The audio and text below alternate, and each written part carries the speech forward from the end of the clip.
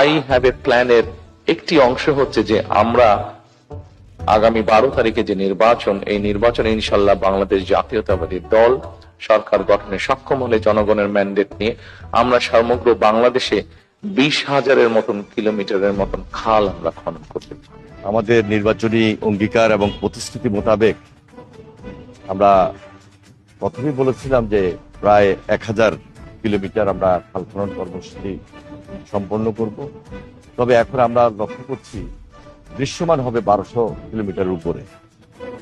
এর বাহিরে আগামী 5 বছরে আমাদের যে নির্বাচনী প্রতিশ্রুতি 20,000 কিলোমিটার, তার চেয়ে বেশি আমরা সম্পন্ন করতে সক্ষম হব।